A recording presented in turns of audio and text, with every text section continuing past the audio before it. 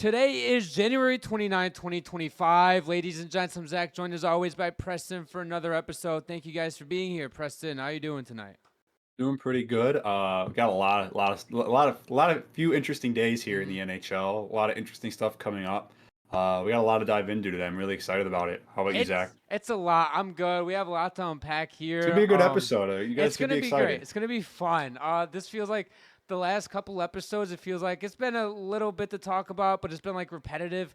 We actually have news to talk about today in our next episode, and with Four Nations coming up with that break in a couple of weeks, it feels like from now until close to the draft or free agency, there's going to be some meat to talk about, knock on wood, with the trade.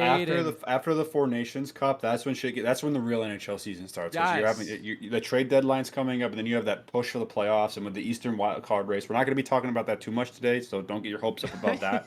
But the Eastern Wild Card race is so crazy right now. That's going to be really interesting to watch, like the last month and a half of the season, right after the deadline. So there's going to be a lot of really fun stuff to talk about. Just going forward from this point. We have that, and then the playoffs start. The playoffs, I remember last year when we recorded, when Chris was with us, those conversations were always great. And then right after that, you have the draft, and then free agency follows it. So a lot of stuff coming up here. Yeah, and then you got nothing to talk about for like 3 months. Yes, and then you have to be very creative and strategic with what we talk about. Yeah, for sure. Let's hop right into our quick hitters. So we had a couple of extensions that happened earlier this week. First up, Logan Thompson. He signed a 6x5.85 AAV extension with the Washington Capitals. Well deserved. I think right now how he's playing, that's a steal. He's 22. Oh, I love the contract. I love it. He's yeah, 22-3 with a 925 save percentage and 209 goals against average. Like you said, Preston, this is a bargain right now if you're Washington.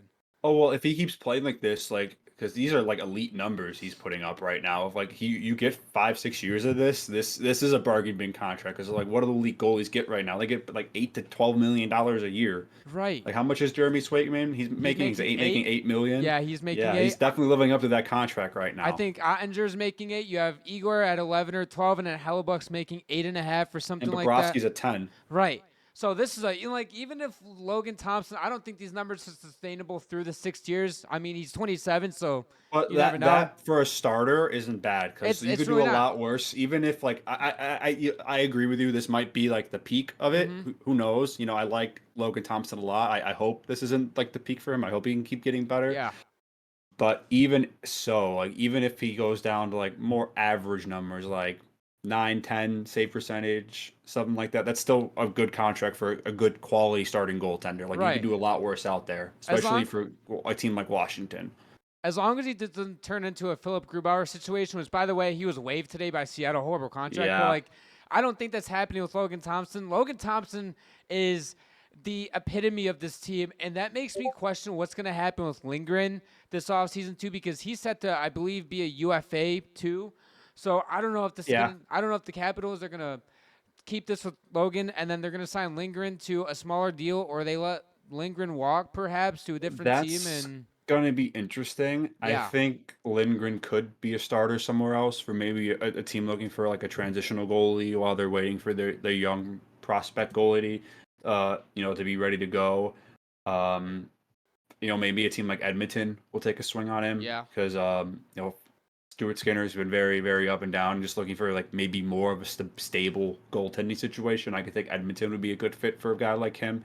Maybe on a cheaper deal. Maybe a team like Pittsburgh would bring him in, who desperately need goaltending help. I think he'll stay in Washington for the rest of the year, no matter what, even if they don't get an extension window, which I don't expect them to get. They probably won't even talk a contract with him. Just because he's a reliable backup. Because Logan Thompson, I think, is the clear starter now at this point. Like, with the numbers he's putting up, like, how can you not play him? Charlie Lindgren, maybe the Capitals go into the offseason, like, we'll give you a $3 by $4 million contract, which I think is suitable for Lindgren. Do you think that's a lot for a backup? I know it's a lot for a backup, but Lindgren is also playing really good hockey for Washington, too. I don't think they do that with the contract they just gave Logan Thompson. Unless they, I understand where you're coming from with that, with the contract they already gave. I wouldn't want to lock up like $10 million in two goaltenders, especially. Yeah, that's crazy. It is crazy, unless you're like Igor, Hellebuck, whatever. But having those two goaltenders, like if Logan Thompson is going to play 45, 50 games a season, I get where you're coming from. Just sign goaltender, it's going to be cheaper, like the 1 to 2 year deals Mm-hmm. for $2-3 million. I get that.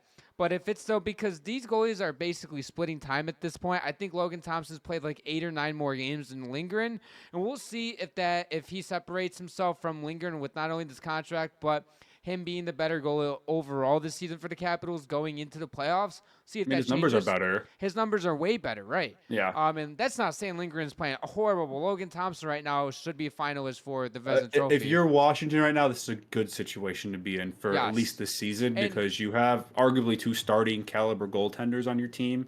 Logan Thompson's still young for a goalie, 27.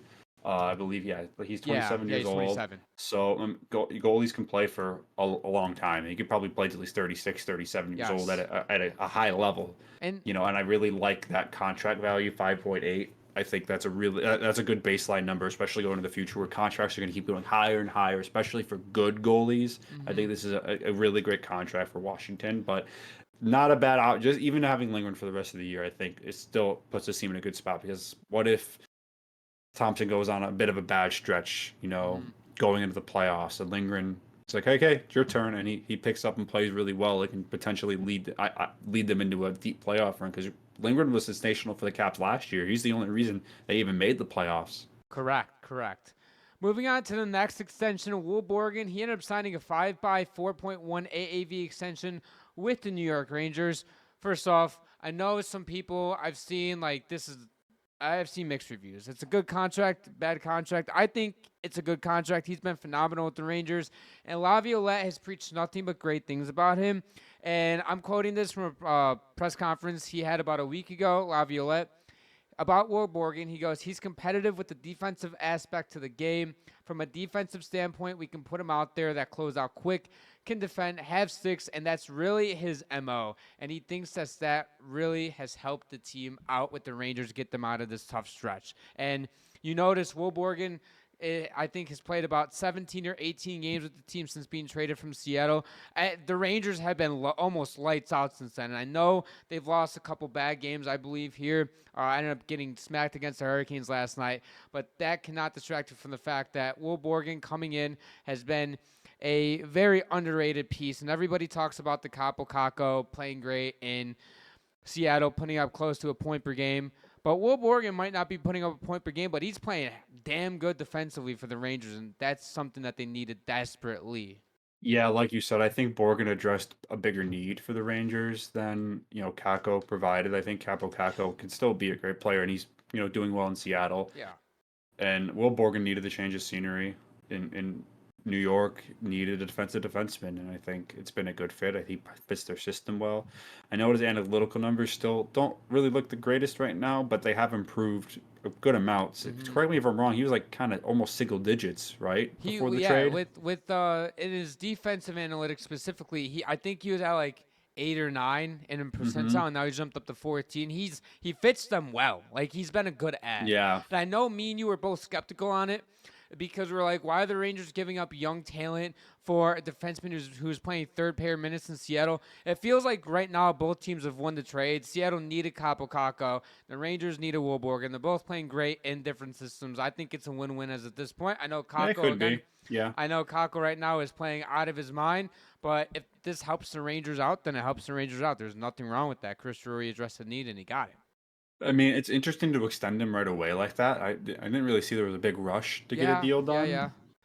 Was he an was RFA? Was he? No, he was going to be a UFA. Okay. I thought he might be an RFA. He's 28 though. If he was 27, he would have been an RFA. If he was an RFA, I don't think they would have did it this early. I'd assume so. You never know. It's just a fit of, you bring a player in, you get to know him, you really like him. He's a really good fit in the locker room, really good fit for your system on the ice, and you just say, hey, let's get it done. Like, let's not even wait for this. We want him. He wants to be here. Let's just get the contract signed and get it over with. So, congrats to Will Borgen on the contract. Keep playing better, buddy. I love it. Miss you in Buffalo, buddy.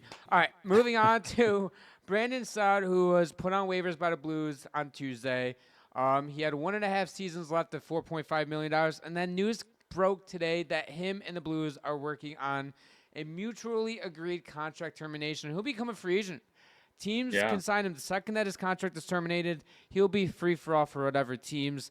I don't know what happened between him and St. Louis. If it was just him playing bad, if it was like something like there was some beef between him and the coaching staff or front office, whatever. I don't know. Frankly, it doesn't really matter because this news is just broke, and I didn't think anybody's gonna pick him up off of waivers strictly because of that No, $4.5 million yeah, cap it. And now, like, I know the Blues are trying to trade him for months on end. I think since like November, we're not able to get a deal done for him. Then it just came to this point, waiving him, and I'd assume so. If I was the Blues, I would know that nobody was going to pick him up off of waivers.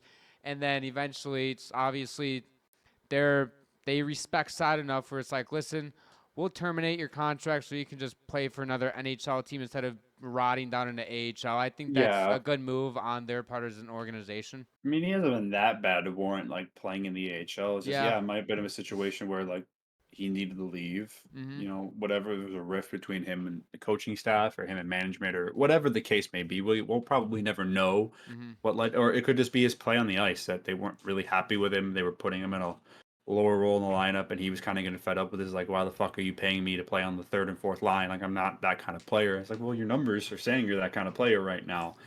Yeah, it might have just been a situation where like I need to go somewhere else where I think like they're going to value me a little bit more. Yeah, it's tough to move a player like a veteran player having a down season at a contract that high, Mm-hmm. but a lot of teams are really cap strapped. I can see like a contender just signing him just for like a very low, probably $1 million or less contract, maybe 1.5 if it's a little bit of a bidding war. I think there'll be interest in him for sure. He's won 3 Stanley Cups. That kind of experience goes a long way in the playoffs. He knows how to win in the playoffs. Yeah. So I think there will be a number of teams interested in him. It's going to be really curious to see in the coming days. I'm assuming maybe a week or so before he signs somewhere else once his contract does get terminated.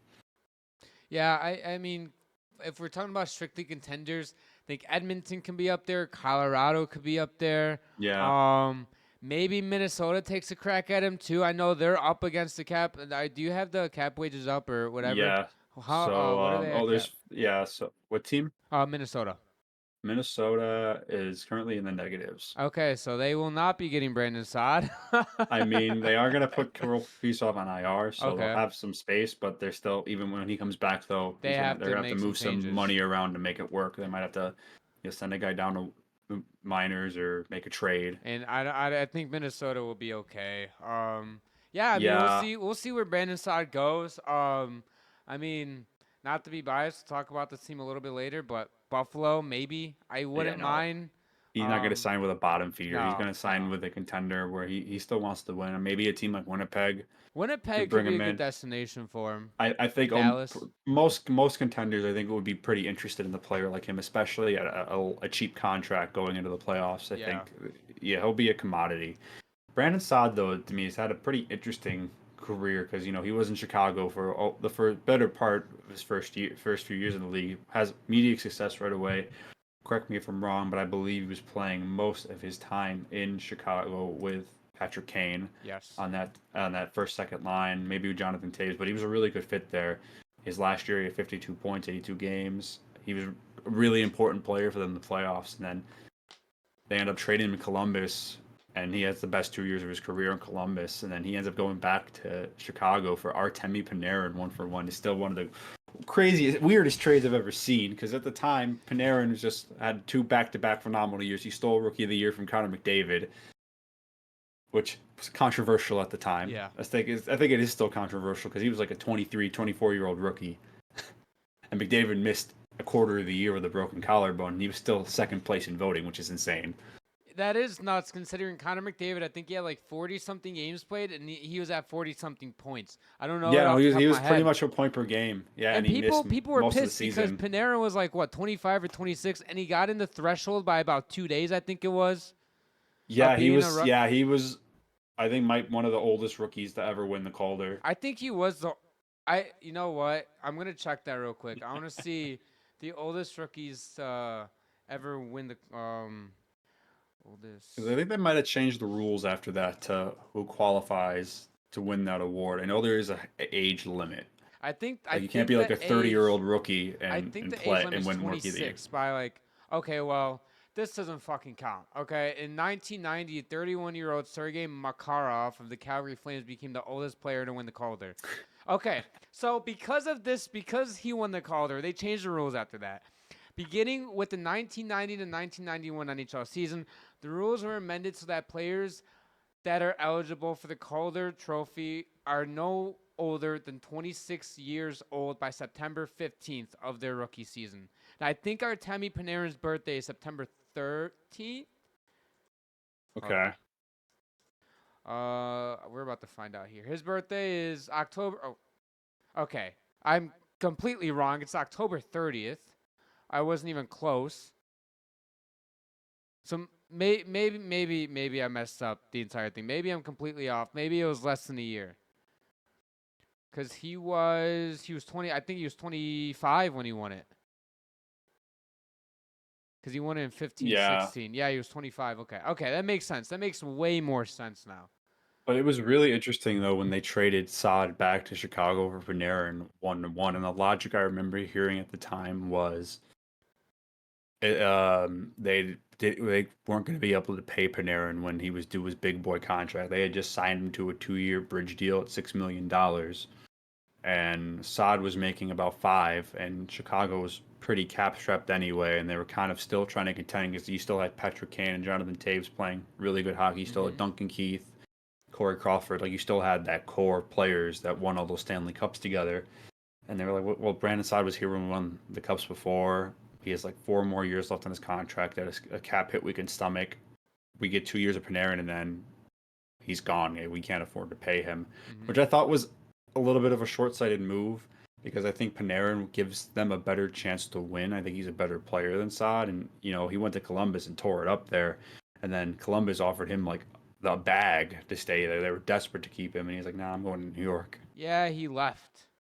And then Yeah, and Columbus really fell down the hole after him and Bobrovsky. And was Duchesne on that team too in that yeah, they went all 2018-19 in team? that year. Yeah, they were that last wild card team. They traded like a bunch of future picks. A lot. It kind of screwed them for the short term because yeah, they had like no good prospects. Not a lot of very good prospects left. They didn't have many draft picks left just to get to the second round as an 8 seed. Yeah, so in that same season, Matt Duchesne was traded along with Julius Bergman. Who cares? Duchesne was traded for Blue Jackets prospects Vitaly Abramov, Jonathan Davidson, and conditional first round draft picks in 2019 and 20. And Who were those picks? that's a great. Actually, I have a 5 years later article here remembering the trade. Um, so the 2019 first round pick became Lassie Thomas, and then the 2020 first round pick, which was conditional, is ultimately unfulfilled, which means they didn't pick Oh, okay. anybody. Okay, Okay, that's so weird. honestly, Columbus really ended up giving like Nothing nothing. away. I mean, at the time, it felt like they were giving up a little bit too much for Duchesne, but Ottawa missed on their draft picks, and the Well, they prospects they received also weren't. there was another player they traded for. I can't remember his Oh, name. was it from Ottawa? It was from Yeah, they Ottawa. like it's driving me crazy. Oh They my god. want to say Dzingel, but I don't think Yes, that was it is him. the Was it single. It is Ryan? the Was it single. Ryan Yes, Dzingel? yes. I didn't look that up, but I'm 100% certain it was Yes, it Ryan was. DeZingle. They gave up 2 second-round picks and Anthony Duclair for Yes. Ryan Dzingel. And listen, they beat And the that's best one of team them of all was time. Joel Bloomquist, and the other one was Josh Doan. So 2 picks that were not made by Yeah. Ottawa. Those picks got traded away. Yep. Bloomquist to Pittsburgh and Doan to obviously you guys know Utah, Arizona at the time, but yeah. Yeah, no, Ryan Dzingel, that was weird because I mean he was having a really good year for Ottawa that year. He had 44 points, 57 games. But I mean I get in Ottawa's aspect because Ottawa was not good at all. I don't believe. Oh, and when you're getting 2 second-round picks and Anthony Duclair, I think That's a that's a win. good trade. Hey, you Yeah, do that, especially when you were in a position of Ottawa's was in 2019. Bottom feeder team get 2 second rounds plus a young player. I think Duclair was young at the time. Yeah. hmm Yeah, Okay. and Duclair was a pretty highly touted prospect. The Rangers had drafted him. He got Hmm. traded to Arizona, I think, in the Keith Yandle trade, and he like tore it up his first 4 year. He was a point every other game, 44 points in 81 games as a rookie, and then kind of fell off from there. And he's had a couple of decent seasons since then. He's kind of been like a journeyman in the Hmm. NHL, but still a solid third line player. I mean, I think this year he's been hurt for most of it, right? Yeah, he's on the Islanders. Yeah. He's played 20 games this year. Yeah. Yeah, I think they threw him on IR or whatever. Speaking of the Senators, we're getting hockey back in Quebec, but it's just for preseason hockey. But it's still in Quebec. But a lot of people want an NHL team in Quebec. I don't think it's ever gonna happen. But if they do No. expand, I don't know. The money failed there multiple times. I But don't think Canada will ever get another hockey team. I think what they got is what they're getting. Like they're not getting any. They're not getting it's another hard in NHL team. Canada because compared to the U.S., you have a ton of major cities that can use a hockey team in America. But then if you look at all the major cities in Canada, they either already have an NHL team or the other cities they're like too close to NHL markets, like Hamilton, too close to Buffalo and Toronto. I think. Um, where else? Quebec City. They already have the Canadians. They're not going to be able to fit in the Canadians market. I'm trying to think of what else. I guess Manitoba, but they have the Manitoba Moose, and you have Winnipeg. So the list goes on. Either way, though, the Senators are playing their first game versus the Devils on September 28th at 3 p.m. Eastern. And then the second game is 2 days later versus a division rival in the Montreal Canadiens, September 30th at 7 p.m. Eastern. I'm honestly kind of intrigued to see how the turnout's going to be for them. Even though it's a preseason game, it's still in Quebec. I don't You know. want one other thing I do want to bring up about like the expansion thing real quick is Yeah. people got to remember that most of the Canadian population is in the Ontario I think, area and British Columbia. I'm just looking at stats for the most populated cities in Canada, and the top seven already have teams. The eighth team would be Quebec, and they already tried a team there and ended up moving, and then a bunch of areas in Ontario which are suburbs of Toronto that aren't going to get a team, a suburb of Vancouver, and then Halifax is the next one. It's 348,000 people. That's not a big enough market for an NHL team. So they pretty much have NHL hockey everywhere they really can put it in Canada. yeah, and some people are not gonna like to hear the truth. It's gonna be hard, and it's not us. Like we're American, but this isn't us being like fuck Canada. They don't deserve it. No, it's just No, it's just us being like it's unrealistic at this point. And if people want to go in the comments, if there are any, be like, well, it's more Gary Bettman hates Canada. Okay, then fucking go for it. well, I mean, he makes more money in America. Yeah, I mean that's yeah. You have what His 24, job, you got to 25 of the teams. remember, I'm not a big fan of Gary Bettman either, but his job is to make the NHL owners money. And he's not going to make a decision that will lose them money because then he will get fired. Yes. That is what a commissioner's job is, not to uphold this hockey and keep it as this amazing sport. It's just to make Yeah. money. They are a business. Their job is to make money for their billionaire owners. That's how That's all pro sports work. pro sports is a business. They don't care about anybody's feelings. They don't care about this and that. Like, sure, some of the owners want to win passionately, but they also know that they have to make money.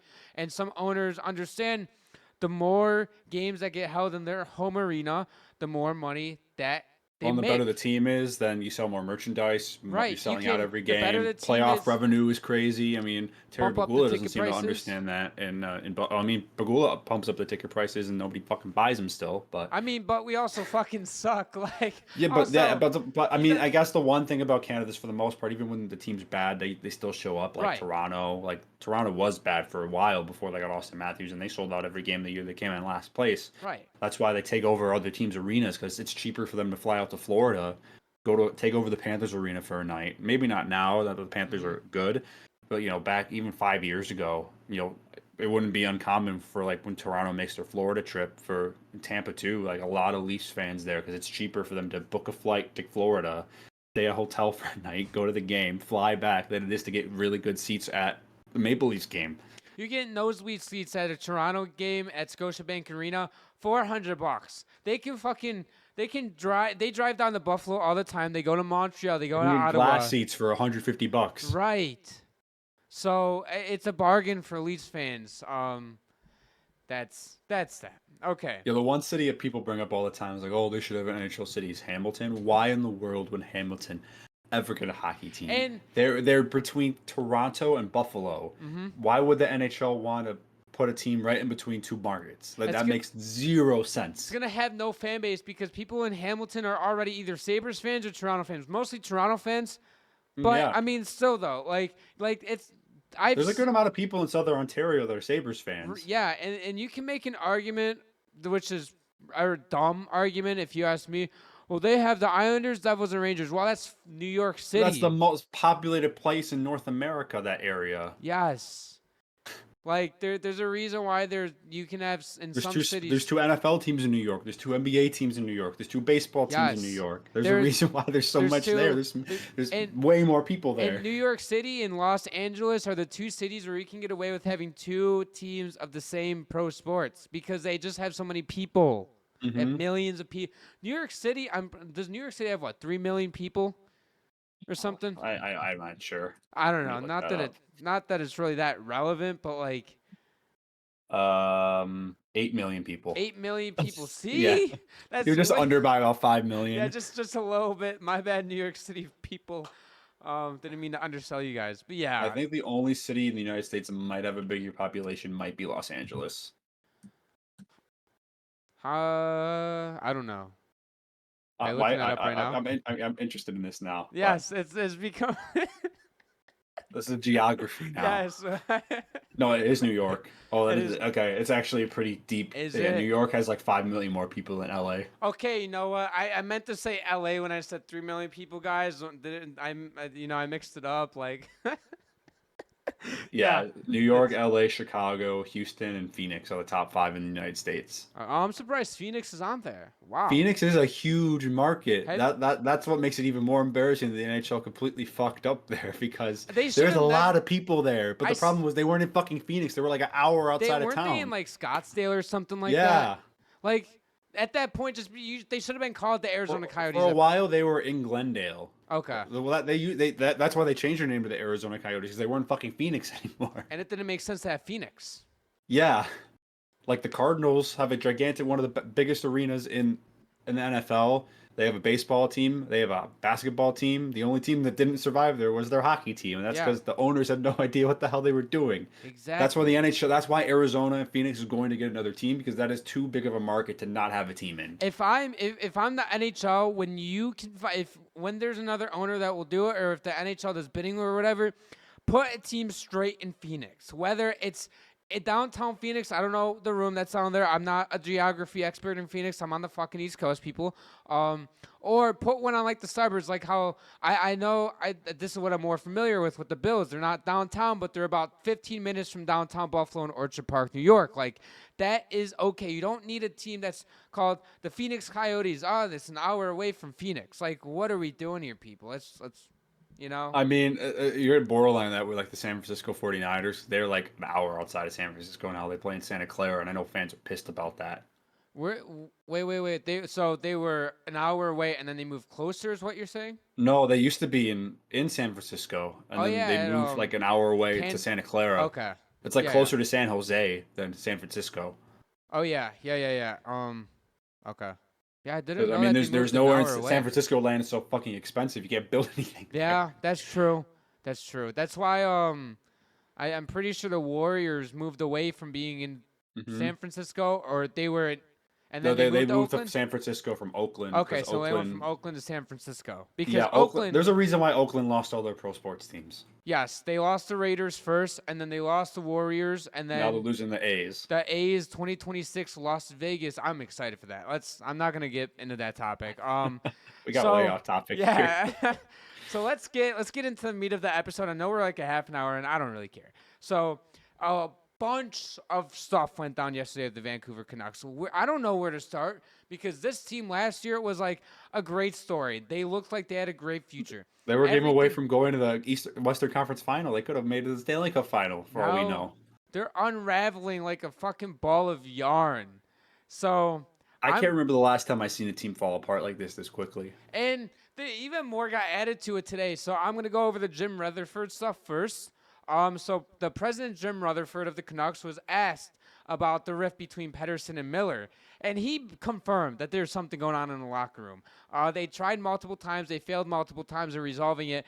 And, of course, Miller was asked about it today and basically said he had no comment and moved on. Ooh, that's This not is getting good. a little spicy, dude. And I know me and Yeah. you have gotten sick and tired of talking about the This might Canucks have him stuff. saying that might have made it worse because now it's public knowledge, and that Now, might piss them off even this more. not only does this should piss off the players, but also piss off the GM because now teams around the league, if they didn't already know, they know you're trying to move two players in Besser, Miller, and Pedersen, and now they're gonna start lowballing you. They're gonna be Well, like, correct me if I'm wrong. Didn't he say they were expecting to not get a lot of value for either yes, of those players if they not did only move them yes, because of like the public knowledge of what's going on? and they're expecting to move two of those three players by the deadline, if not by the deadline by July 1st, That's crazy. and there's gonna be we'll get into the Sabres in a little bit, but quickly there apparently Kevin Adams was asking for Pedersen he was gonna give up Byram Cousins, but he was asking for more for Pedersen, and the Canucks said no. And I don't know how you say no in this instance, not to be biased, but the Canucks are gonna have to either give up more in a trade for players of those caliber, or they're just gonna have to, I don't know, let's say So the Sabres were asking for more than Pedersen. So yes, they were like, if correct, you want like a Cousins and Byram, we need more than just Pedersen then. yes, because Okay. the Sabres in one opportunity finally understand that they can take advantage of a GM that knows he needs to be traded instead of being taken advantage of. Yeah, I mean, I don't think that necessarily would be the worst return in the world. I mean, I think Dylan Cousins has struggled a lot this He year, just needs and a change of scenery. I think it's strange to see him doing well in Bo and Byram. The Sabres aren't going to give him the contract that he wants, even if Yeah. he does enjoy playing here. If he wants to say he's re-signed here, they've Owen Power and Rasmus Dahlin. They don't need Bo and Byram on this team right now. They're just not in a place like where if they were a contender, yeah, well, you've got 3 number 1 Keep defensemen. him. Shit, Yeah, sign me up. fuck it. But right now, the Sabres don't really have a need for Bo and Byram. He's an RFA, so I mean, he said he wants to go to a place that might be the number 1, which can move into the next thing where Jack Oh, Quinn. I'm not Jack Quinn. Why did I say Jack Quinn Quinn? Hughes. Quinn Hughes might be on the trade block if things keep unraveling like this. So Quinn Hughes has stated that, well, I believe Jim Rutherford said this on behalf of Quinn Hughes, that if the Canucks are planning to rebuild, he doesn't want to be a part of it. Yeah, he goes. I can't even imagine what kind of return they will get for Quinn Hughes. It's hard to fathom that this is all happening. It's hard to fathom what they would get back for Quinn Hughes. Quinn Hughes is one of the only players I think no matter what, giving him up, you lose the trade. Because you're giving up the best player in the trade. Unless the Canucks somehow finesse the team for like a first line guy, a second line guy, or whatever. Like if they finesse that way, sure, go for it. But dude, The Canucks are not in a good spot right now, and I kind of feel bad for Rick Tocchet a little bit because you got to find a way, because that's the biggest thing is what happens in the locker room should stay in the locker room. And now that all this is getting public, because players are getting bombarded with questions about this all season long, and they was like, yeah, no, we're good, we're gonna keep playing, like, don't worry about us, we're fine. And now that people know, I mean, just the fact that JT Miller said, like, yeah, no comment means like, yeah, that says to me that he's pissed. I mean, dude, And he should be pissed, the like, because players. it's one thing if you do have a rift in the locker room, which we do know now is true. Yeah. We don't know how bad it is, or it's gotten better. Maybe maybe it was way worse at one point and has gotten better, or maybe it's getting worse day by day. We have no idea the severity of it. But now that it's public knowledge, it gets into the locker room. It affects everybody. Yeah, it does. And it becomes a thing where the players themselves try to keep it internal. And you can tell when Miller was asked about it a ton over press conferences, he wants to keep it internal. And like, I haven't seen a ton of press conferences on Pedersen, and I don't want to be like, oh, well, this player seems like he's more of this, like more timid. Like Pedersen seems more quiet and timid. Miller seems more outgoing. Like he's gonna speak his voice now. I'm not gonna. They're different kinds of leaders. Yeah, definitely. Like it's hard for me to believe that Miller or Pedersen went to one another and tried to solve it on their own. It's hard to believe. Like they're grown men. Like it could have been a thing where maybe Pedersen doesn't like the way that Miller like speaks up in the room. Like maybe he's more of a constructive criticism thing and Pedersen doesn't like that, or maybe it's I don't know what it is, and I don't want to say I know what it is. I think it might be that maybe things started to unravel a little bit last year, but they were winning, and they kind of were like, who cares? We're Yeah. winning. We're just gonna deal with it when we have to deal with it. Like, I'll shut the fuck up. You shut the fuck up. Let's just keep playing hockey and just we're good. I'm not sure how this even got out to begin with because these rumors have been swirling pretty much all Since year. November, I It think. sounds like the Canucks might have a rat in the organization that's leaking a lot of things, Yeah. and they might need to figure that out. Because if I'm a player also looking at Vancouver, and you see all that kind of the GM airing out all this drama in the locker room, and you see the state of the team, you're like, ooh, I kind of don't want to be a part of that. But it's hard too because when you're in Jim Rutherford's position and you're asked about that face to face, I don't think he is trying to get more stuff out. He already knows stuff is getting out, so he's like, I "Fuck mean, it." he might be at his wits' end. He's like, I don't know what more to do. Like, He yeah, he fuck it. could Yeah, he this is could this is happening. Like, please stop asking me he about could it. be mentally exhausted from all this stuff and be like, "Yeah, there's a rift going on," and then basically telling the reporters to fuck off. Here's your answer. Get away from me, type of thing too. Because I'm I mean, sure, I don't like, think that's the right thing to do, though. I it's not. genuinely He don't. should have. He could have said something about, listen, we're just trying to win hockey games. Like, they're okay. Like, if anything's going on, they'll figure it out. They're men, like, whatever, that type of stuff. I don't think airing out be like, yeah, Or something's you could going have on. just been what to quote JT Miller, just no comment. No comment. And now people can just speculate and be like, yeah, there's something going on, but he never said specifically, so you just speculate at that point. It's not like Yeah, truth. it's gonna be really interesting to watch. I have a feeling Pedersen's playing in the Four Nations Cup, right? For Yeah, for Sweden. Sweden. Yeah. So does JT Miller on Team USA? Um, Is he American? yeah, he is American. Do you want me to look that up, or are you looking up? I got it. Okay, cool. I don't JT know if Miller. JT is playing He on is the on the team. Four He Nations is? Cup. Okay. Yep.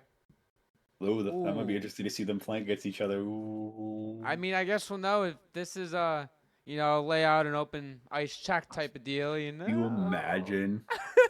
That would be crazy.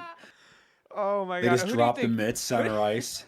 who do you think would be more likely to throw an open ice hit on one another? Pedersen or Miller? Miller. Miller? Oh yeah, Yeah, for yeah. sure. I think Miller's Patterson's feisty. just gonna like just play and not say anything to him. Miller's gonna like, fuck you. It's like, fuck you talking about, bitch. No. That's gonna be intriguing to watch. Yeah, I don't know. yeah, I'm gonna have How to keep an eye on that for when Sweden and the USA play each other. That's gonna be interesting. how about Besser being available too now with those three? Besser hasn't really been like having the rift in the locker room. He's just been kind of quiet. But he's a UFA at season's end. I feel like 90% he's in chance. trade rumors like almost every fucking year.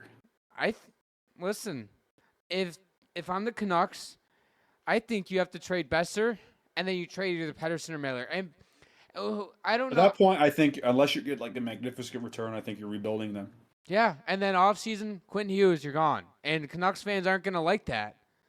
Canucks That fans would are be not gonna want to like what I just be said. insane if they traded. I mean, I If feel they, bad for Canucks fans because they got to be going through it right now. They're probably excited going into the dude, season. Like it, we won the division last year when nobody thought we were going to be that good. Like we're going to be even better this year, and then all of this is happening. hey, I Yeah, blame Demko for getting hurt. By the way, last season at the end of last season, no, just like, dude, even Demko has voiced his frustration with the team, and he doesn't want to stay in Vancouver long term if it's gonna be a rebuild either. Like at this okay, point, crazy thing. If like, we're hearing all these rumors about Pedersen and JT Miller. What was if it's the defenseman Pedersen? Like we've just been confused the whole time. that would be the most hilarious thing That's of got to all be really time. weird playing on a team with a guy with your exact same name. I'm pretty sure it's like the 5th time in NHL history that two players with the same exact name have played on the I mean, it's same even ice spelled together the on the same same. team. It is. I went on Cap Wages a week ago to look at stuff, and it said that Elias Pettersson, the defenseman, had an A on his sweater too, which is weird because he clearly doesn't. I think that's a glitch. Yeah, it is, but I found that weird. This entire I just want, listen, I just want this stuff to be over with. I know it's great content. I know it's entertaining to watch. I just want to see the trade package that's going to come back for Besser, Miller, and or Pedersen, and then see where they go from there. If the packages are good enough where they can retool this summer, Quinn Hughes, you're safe. And I don't want to talk about the Canucks trading Quinn Hughes because, frankly, it should not be a conversation with him being a Norris finalist again. I would say at this point, I don't think we should really discuss the potential of a Quinn Hughes trade. Yeah. Obviously, we'll have to see what the Canucks do over the next month. Going into the deadline to see what if they don't move Pedersen, Miller, or Besser. Like, they just keep them all.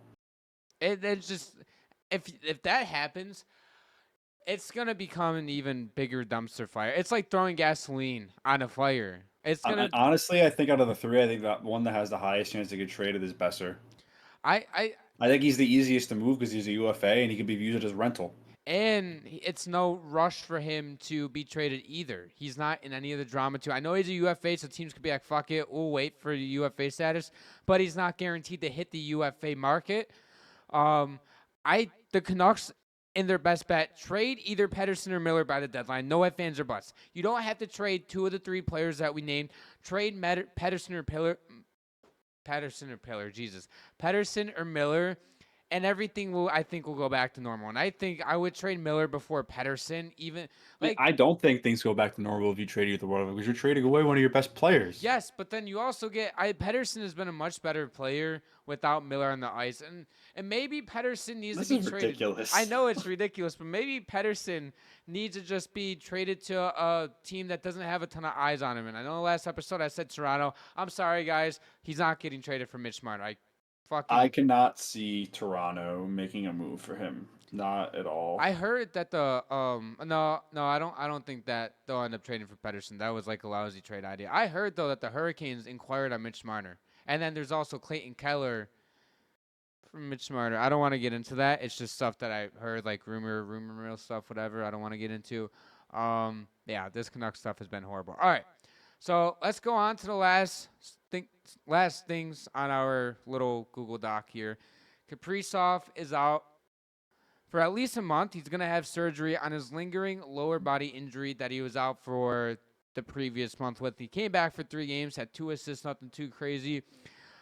This is going to be an interesting thing because I know they have the Four Nations break and they have 11 games from now until March 1st.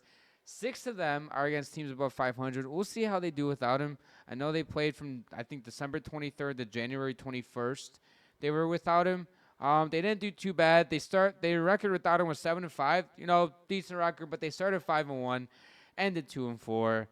Nothing to write home about. Just if the Wild can just stay afloat, keep their head just above surface level, they'll be okay within the next month and a half.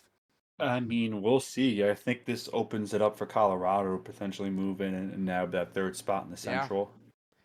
Colorado is on a heater. Okay, they're not on a heater. Sorry, but they have been playing great of late. They're only 2 points back of Minnesota, and if the Wild don't have their best goal scorer, best player overall, Oh yeah, they're substantially worse without him on the ice, without a doubt. The only thing that is in Minnesota's favor is that they're 2 points up on Colorado, and they have 2 games in hand on Colorado.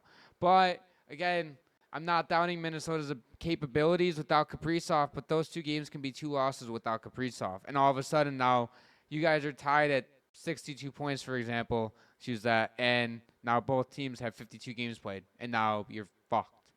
Well, I do think that Minnesota will still make the playoffs. Yeah. There's about there's about a 9-point gap right now between them and Calgary, who has the last wild card spot. Vancouver's right in there. St. Louis is maybe they've lost 3 in a row. They were in that conversation, but they might be dragging themselves out. But there's a bit of a gap though in the Western Conference. So as long as Minnesota doesn't play too bad, without him, I don't think it's the end of the world. So he's going to be out for at least a month. So yeah, I guess that break could not come at a better time for the Wild. No, it could honestly not.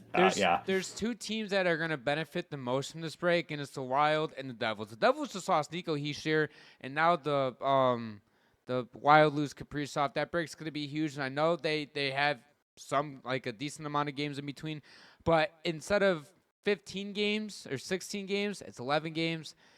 The Wild, if they can stay at 500 or just a couple games above 500, they'll be okay. The Minnesota Wild, I Me and Preston have been a believer in you guys since the start of the season, since beforehand, since the off Oh, season. we made a video and got flamed for it all summer.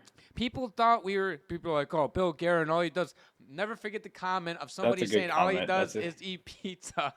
I'll never forget that comment. I really wish that person No, left the that's comment. that's a funny comment. No, but yeah, no. So, sometimes we're idiots, but sometimes we do know what we're talking about. Sometimes we talk about Marner being traded for Pedersen, and then other times we have the why Bill Guerin knows what he's doing, and he Well, fucking knows what he's last week doing. I got called crazy by 2 people for saying that Brock Besser would be traded. Our apologies for that. Me and Nordic went on and we told Preston there's no chance Brock Besser gets traded.